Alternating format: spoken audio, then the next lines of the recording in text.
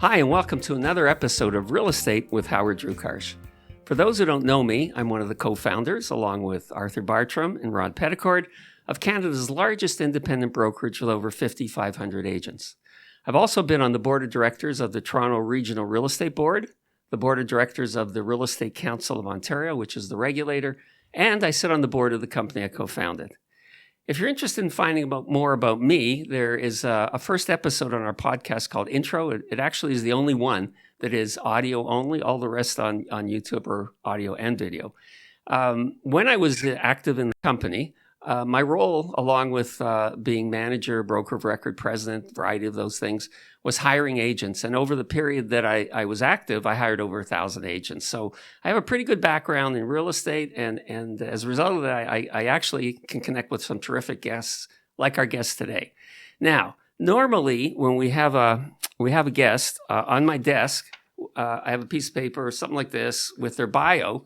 And then I pick the highlight items because, that's what I want to talk about. But today, and it's a real treat for me because our guest, Maryjane Viejo, is not only an incredibly accomplished real estate agent, also a friend. So I said, "Are you okay if I read your bio?" And she said, "Yes." So, all right, everybody grab a cup of coffee okay, and relax because this is going to take a few minutes. But it really, once we go past the bio, what you'll see is this is an extremely hardworking. I mean, to me, James Brown was the hardest working man in showbiz, and MJ is the hardest working person in real estate, and you'll find out why in a minute. So here we go. MJ was born in Toronto, raised in a real estate family. She's broker of record and president of Remax Realtor Property Group Realty, which is her own company, and she's a second-generation realtor. Obtained her license in 1989. Distinguished industry awards include Remax International Chairman's Club Individual Award. There's only 1,240 in the entire world given out of 150,000 agents. She represents the top 1% worldwide as an individual agent in production. She also has the Remax Hall of Fame, which she earned in her first 3.5 years. With Remax in 2006, her first $1 million gross commissions, and she has the Remax Lifetime Achievement Award. This goes on to how she got into this. And Maryjane decided to activate her license and embark on a real estate career at the end of 2002. She's happy to have made this decision. She achieved her Hall of Fame in just over 3 years, as I mentioned. And in her first year of real estate, and anybody who's listening who is new to the business, in her first year, she did 82 transactions. She's the top individual agent for Remax Realtor on Scarborough, and that's from 2004 and 2009, and the top 1% in the world for individual agent production. Now, can she do it alone? No, but she has a great team. Her partner, Kevin, her cousin, Marie. There'll be others that she'll talk about. Those are the ones that I know personally. And she specializes not only in residential, but land development, condos, new construction, commercial. She does specialty services, and this is a big part of her success, her own staging. She keeps her own inventory for that. She has her own cargo trailer, and her clients get a whole lot of benefits from the way she operates when they're sellers. She was also voted by the general public the top realtor in Toronto by Metro Readers. She provides innovative marketing and advertising techniques and has enhanced negotiating skills without a doubt. Okay. Her educational background is she has a global political economy degree from York, specialized honors in political science, and a postgraduate training in financial analysis, economics, and finance. In addition to that, she's being raised in the business. She held executive management and consulting positions in the financial sector. She's a classically trained pianist and teacher. And there I'll take a break because I normally introduce Where Did We Meet? So our story is a great story. There's a breakfast group called the Scarborough Realtor Breakfast Group. And I went once as a representative of the company. I was sitting beside another guy. And we got to talking. He's a drummer, and I said, his name's Minus. And I said, "Oh, I'm a drummer too." We talked about drumming. And then Maryjane came in, and he said, "She's a fantastic musician, and you should talk to her." So then after the meeting, I said, "Would you like to jam?" And she said, "Yeah, sure." And so we somehow I organized this jam. This is my favorite part of the story. So there was me, a real estate person, MJ, a real estate person, Aaron Black, a real estate person, and Minus, a real estate person. So in the group, we had 4 real estate agents. The name of the group was the world's greatest band. And we didn't last as long as the Rolling Stones. Because when you're dealing with real estate agents, if they have a client, that's where they go. But that's how we met. And she's a terrific, her music career is also outstanding. She's a songwriter. She's been published by MCA Universal. She won a national songwriting contest at 17 years old. She performed for Queen Elizabeth and Mulrooney at the Official Canada Celebration 1990. She also has a certified luxury home marketing specialist designations, senior real estate specialist, born and raised in Toronto. She knows the city really well. She's as professional as they come, smart, charming. And that's it for our program today, folks. So thanks for tuning in. So MJ. You're way too kind, Howard. That was an amazing intro, and coming from you, and it just for all that you've done, for how big your company has grown, for how great your story is. I have a mutual admiration, and we have such a great friendship. And if anybody could be like you, mentoring and inspiring, it's really great to watch that. So that's very. I'm just trying to be like you. Very, very kind. And I'm trying to be like you, but you're way ahead of me. So let's get on to the question part. First off, I happened to speak to MJ earlier in the day. He said, "Hey, how you doing? What are you doing?" And I said, when we get on the podcast, let's just tell people, like, without going to your last year, the real estate things you've done in the last 24 hours, because that tells everybody about how hard work is not something you're afraid of. So let's start with yesterday to today. You and your team, what did you do? Okay, yesterday, I'm going to start at my 2:30 appointment, the first appointment, 2:30 p.m.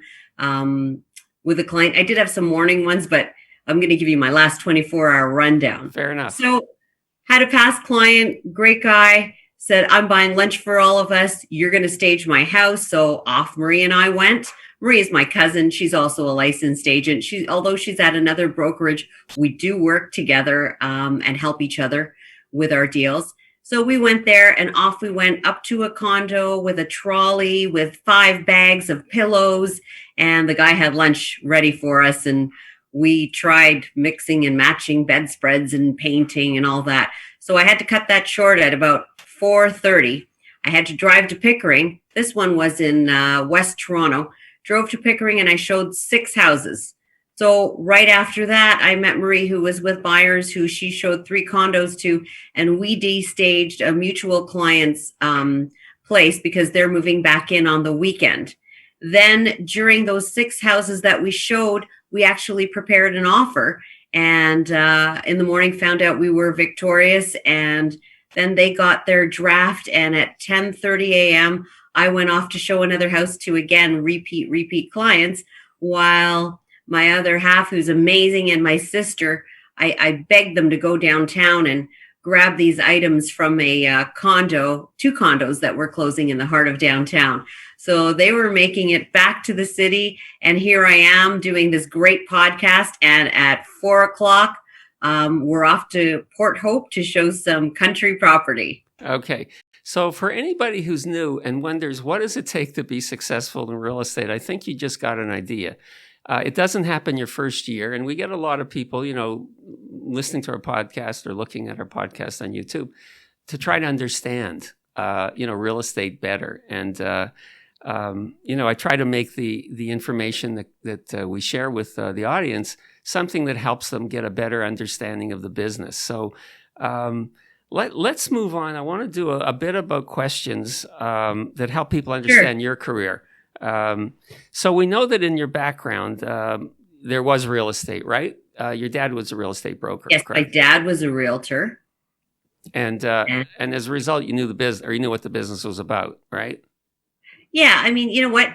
I didn't really want to be a realtor when I was 17, and he was saying, "Oh, you should get your license." you don't really know much about it, but you see how long they work. And I said, no, I think I'm going to be a lawyer, but I'll get my license to help out with the family business, of course. Mm-hmm. And I didn't really understand the full value of it till I got older.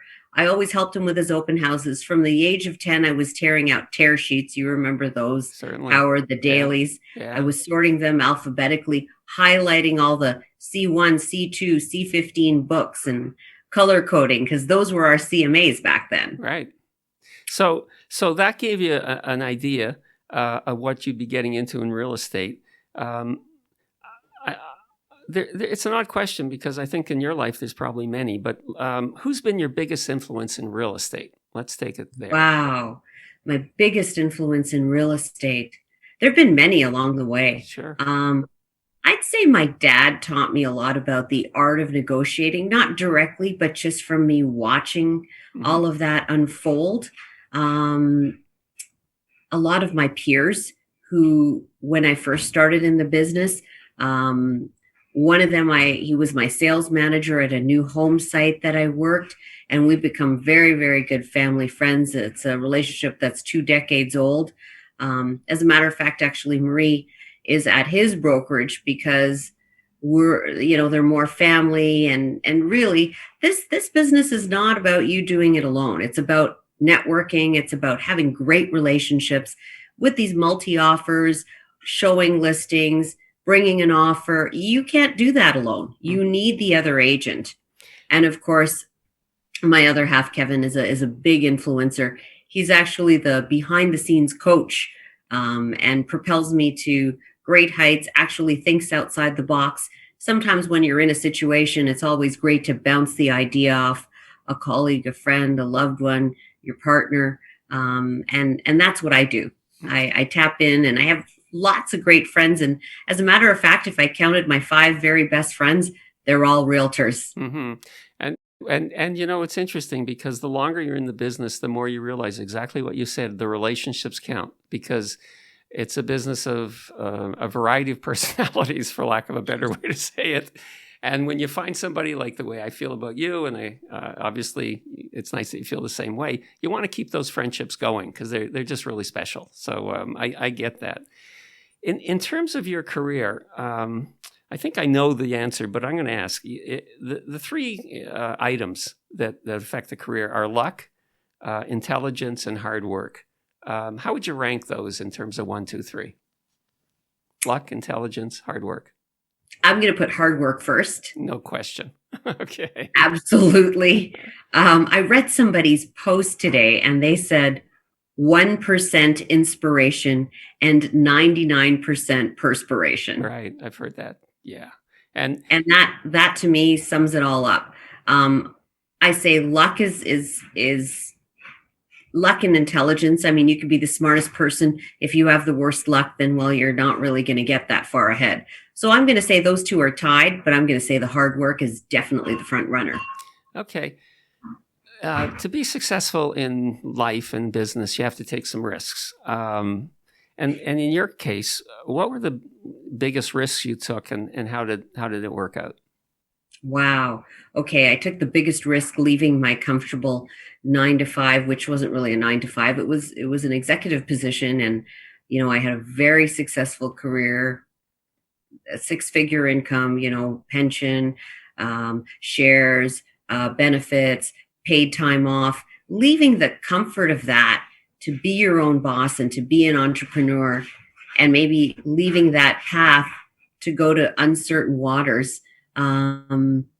That's a big thing, that's a big step. And that was my biggest fear. And look at my other half here is bringing me a glass of. Let's bring Kevin in. Hey, bring him right Friday, in. Kevin, Friday here.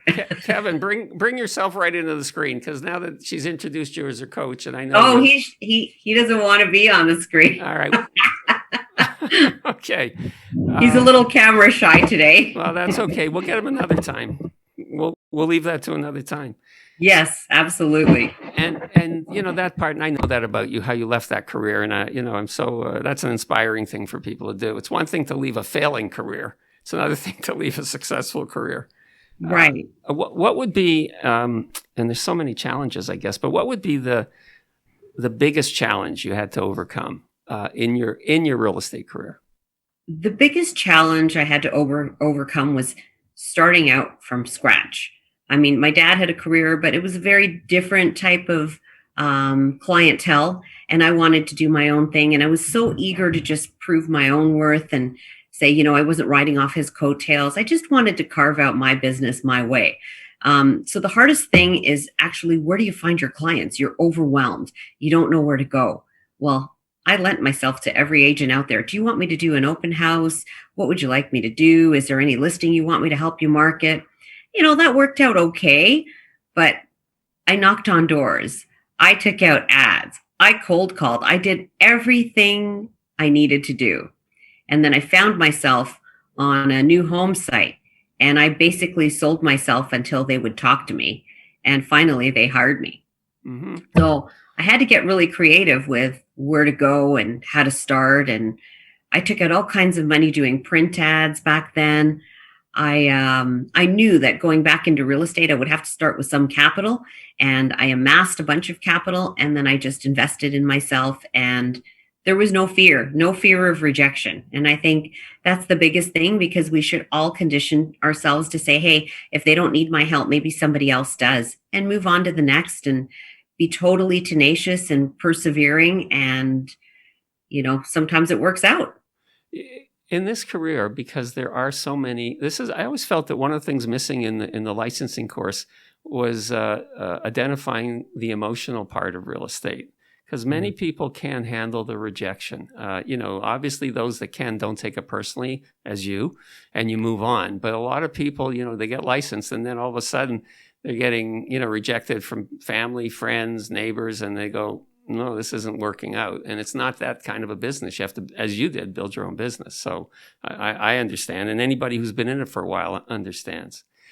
This question I like, because it is also a part of when you're dealing with the public. What sets off your BS alarm when you meet someone? Oh, what sets off your BS alarm when you meet someone? That's a good question, Howard. Okay. When you can't really get a straight answer. Good answer, right. I tend to ask very direct questions. Are you in the market for buying? When do you want to close? How much down do you have? Are you pre-approved? Like, just if they skirt around things and tell me, well, if we see what we like, we'll know, then you just know right away. You can sniff it out. And your job, even with colleagues, or if you're working on a deal, if you don't get a direct yes or no, then there's a gap there that you have to work on closing. Or if they take a moment to think, if they're going, that tells you you're not getting the straight answer, right? Yeah. And if they're straight shooters, you're going to get the same answer, whether you asked it 5 minutes ago or 5 minutes later, because they don't have to remember a fib. Good right? point. Yeah, good point. What's the hardest business decision you had to make? Ooh.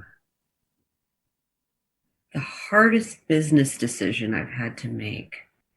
Well, I'm in that flux. Like, I still have my individual agent production. Do I go to the next level and really create a formal team and have a bunch of buyer agents? I wrestle with that every day. Mm-hmm. And here's why, and you can probably empathize and maybe give me some insight. At a young age, I did have a management role and managed everybody and know about accountabilities and running a team and having goals and having processes and procedures. But I will say that the joy of real estate is working at your own pace with who you want to work with, creating your own opportunities, whether you want to work 20 hours a day or 12 hours a day, that still is all up to you. But when you're mentoring a bunch of people, you've got to be accountable to them 24/7, as well as your clients. So I constantly wrestle with whether I want a team or not want a team, because I like to be personally involved in every transaction. The joy in real estate for me is actually being in touch with every single client, being part of that process, being part of the win, being part of the loss, being part of the disappointment, listening to their stories. And if I pass that off to somebody else, it wouldn't be the same experience for me. So that's personally what I struggle with all the time. Well, it's a huge decision. As you mentioned, I have a lot of experience with large groups of people from the company that I co-founded. And when you're dealing with a lot of people, you're also dealing with not only their business part of their life, but their personal part. And because everybody has things that happen in their life. And some people are better at being empathetic than others. But I used to say this to managers when we talked about problems, and solving problems. I used to kind of figure every problem was an hour. And so if you got 10 problems in a day, that's 10 hours. And, you have to consider you shine in what you do. There's no question you're great at what you do. So the reason you'd probably make that move is because you want a different challenge, right? I mean, What other reason would there be, right? So, and a lot of it's intuitive anyway. If you get to the stage where you go, you know what? I've done this a long time. It's been great. I'm successful. I want this other challenge. I want to work with people. I want to help them improve. I want to help them grow as an agent, as an individual, and you get rewards from that. Then you'll know it's the right decision. I mean, that's what I think it would come down to. Right. So, but your team, they'll help you make the decision by saying, "Don't do it." Everybody tells me not to do it. Right. Okay. Well, you know what? I don't really think what I have is broken, so why fix it? And I'm still able to service the people that I want to work with. And 95% of my business is repeat and referral. Yeah. So yeah. I like those people, and I want to continue to work with them as long as they want to work with me. Yeah, I think you're in a very good spot because you're not forced to make a move. It's when you're ready, and you'll know. I like this question because it helps anybody who's watching, and it's what's the biggest mistake you ever made? And the reason I ask that one is to help other people avoid making the same mistake. So, can you come down on one big mistake? Yeah, I can come down on one, and that was trying to market every which way possible. Bus benches, print ads, and I was trying to get more business, but more is not quality. Mm-hmm. After that shift of trying to do general marketing and just amass more leads, you have to qualify your leads. And the best kind of leads are your repeat and referrals. So I missed the boat by not honing that in the very beginning of my career. I was just trying to get every inquiry, every lead, every potential buyer there was, failing to realize that I could grow the little basket of eggs I had into a chicken coop full of eggs. Mm-hmm. It's good advice because in the beginning you're learning the business and you learn what's right for you. So that's actually really good advice because it's an economic tip about I always describe real estate in the early years as a time money race, right? Because you've got only so much time to be successful before the money runs out, and people have to budget for that as well. Do you have any regrets when you look back on your real estate career? I have some regrets, and some of the regrets include not being more technologically savvy. Mm-hmm. I'm okay at it. I'm not the best at it, but individual moments of regret are what, and it's not, regret's probably the wrong word, but when I look back on certain situations where I've done a market evaluation and I've said, your house is X, but I'm brutally honest to a fault almost. And they sold it for exponentially higher with another agent because it happened that inventory was low. I always try to tell the vendor the truth, not inflate the number by, 3 times the price or whatever it is. And these are people I've made these errors with cold leads, not past clients. Because with the past clients, they know how I work and they know that I'm going to tell them this and I'll build in a buffer. But with cold leads, sometimes they need to hear a little more flowery of a story. And my thing is what you see is what you get. Mm-hmm. That kind of leads to the question I was going to ask next is, what's the best thing that people who work with you and know you could say about you? They're going to tell me that what you see is what you get. And I'm always looking for the right answer for them. And people look to us really for advice and expertise on their largest life investment. That's what a house is. That's what real estate is to a lot of people, unlocking your retirement and all these kinds of wonderful things and your equity that you've saved all your life for. Um, and I've actually talked myself out of a few listings because I will say now is not the time. Now is not the time for you. The ratios are tight. I think you should sit tight. I think you should, work on stabilizing your career and then make your move. And I think a lot of people, I would say 99.9% of people appreciate that candidness and that ability to maybe take your salesperson hat off for a minute and give them a straight answer as a human who genuinely cares about what direction their life is going, because they'll thank you in the end. There are many instances where I've talked myself out of a sale, and the next year I'll have 2 or 3 sales from that person, their own plus 2 others, because they appreciated how honest I was with them. I think that is so critical, and the problem is a lot of people don't have the patience. You have the patience to say, listen, it's not the right time, and they're asking for expertise, and you're giving them honest expertise. So all that what they'll remember is not the details. They'll remember how they felt about you, right? Yes. And that's what will bring them back to you and obviously refer you business. If you could, here's one for you. If you could gauge your own success, what are the things you're good at, and what are the things that you could improve? I'm really good at numbers and expectations, and I guess schooling people on the process. That's what I think I'm great at.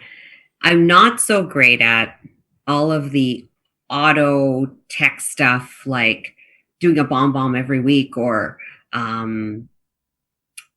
direct emailing my whole database on every listing that I have. I don't do that. I don't ever do that. So sometimes I think I'm not as tech savvy as I can be. So that's where I lack. But I think in terms of the day-to-day practice of crunching numbers with my clients and educating them and letting them know where things are at, I think that's my strongest point. But I will say that I think the more cutting edge technology type of communication is where I lack. And that's really honest. And I don't think it's affect your career. I mean, sometimes I think people focus, you and I are of the same vintage in this business. They focus too much on being technical and not enough in being in front of people. Right. And I mean, obviously COVID has changed that right now, but prior to that's how you make a connection. I mean, I believe that you have to be in the same space with someone, and you have to be comfortable with new people. That's the other thing. Yes. And you have to be comfortable with negotiation. That's another thing. It's not just showing houses, and that's what people start with. I heard this exercise from someone, and it was about getting comfortable with uncomfortable things as an agent. And what he suggested was go into wherever you buy coffee and do this 10 times and ask for a 10% discount. Okay. And the reason for that is it's a very uncomfortable thing to do, right? Right. And it'll help. The idea behind it would help your negotiating skills, because you're ready. You've got some experience in that uncomfortable feeling of negotiating, right? I thought it was a good tip for people. Oh yeah. Right. So that's obviously what we do. We negotiate along with everything else.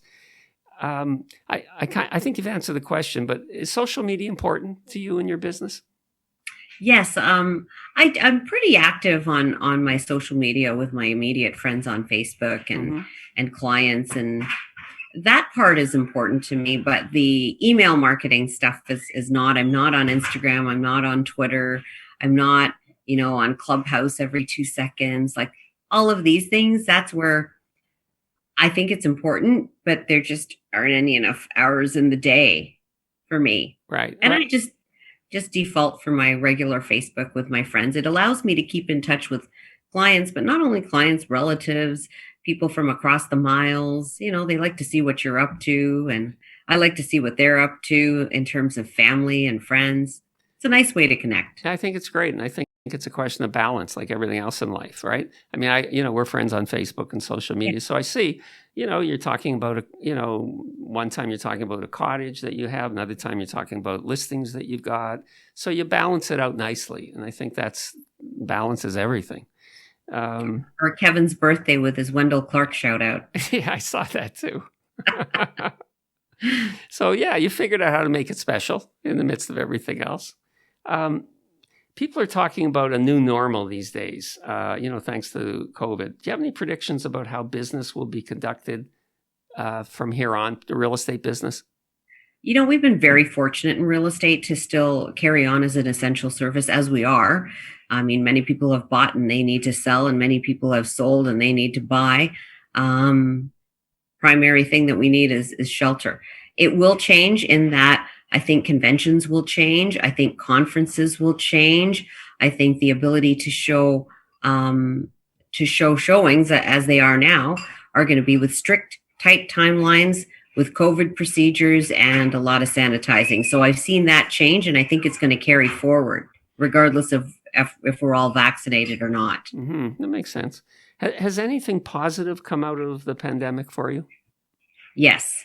I'm going to say that COVID has really changed all of our lives in a positive way, because it puts in perspective what's important, and that's your family and your health. Mm-hmm. Those two things. Above all, above any great real estate transaction or all the commission that you can make, if you don't have those two things, your life is kind of empty. That's what I believe. I think it's a great way to wrap it up. Listen, from the intro of our podcast to where we are, I have a great idea how busy you are, and Kevin's probably waiting in the car for you to get in there. So, okay.